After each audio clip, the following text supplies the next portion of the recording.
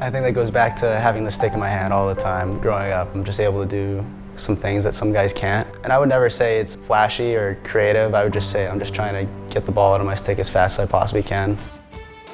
Whether that be from some weird angle of the stick or just batting it out of the air, it doesn't really matter as long as it gets to where it's going. I definitely do enjoy myself out there, but it's what I do, so it's kind of expected of me. Like, I'm not the best dodger and I'm not the best athlete out there, but what I can do is I can get the ball out of my stick fast.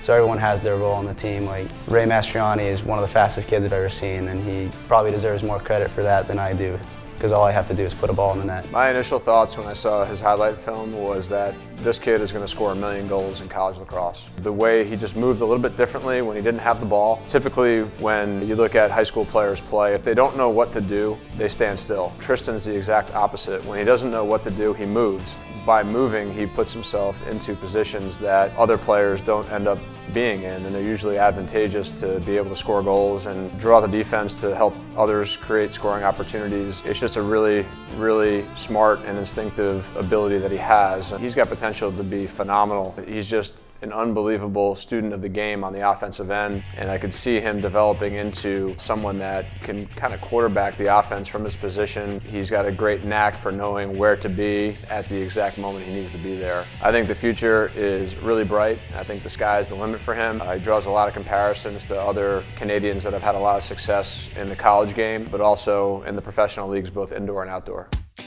Any guy with the nose to the goal like he does, a defense is going to be extremely wary of him. He makes the rest of us look good because it seems you throw the ball anywhere within 10 feet of him and he's going to, snag it and make a play on the goal. Playing box lacrosse, no doubt, has helped him. It's been really key and critical for him, and he's always done it at a really high level. Canadians in general have a different skill set because they're playing in tight quarters, they're getting roughed up a little bit more in the indoor game. As far as a goal scorer is concerned, they have to score in really, really tight spaces because the goal is smaller and the goalies are bigger, and they're doing all that while they're getting crushed by big defensemen. So no doubt, it's helped his game for field lacrosse. Now all of a sudden you look at it, you got a much bigger goal, a much smaller goalie, and a whole lot more space to maneuver in.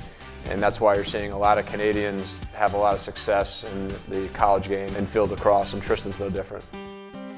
I always knew the Patriot League was one of the toughest conferences in lacrosse, so being able to join it was just a dream come true. When I first committed, I was at home, so my dad and my mom, they were with me. My dad shook my hand, gave me a hug, and then we kind of looked at each other, and then we were like, okay, now the real work begins. It's just a privilege to even be here in the first place, and the extra bonus so you can get a great education and get a degree that you can use. It's just awesome.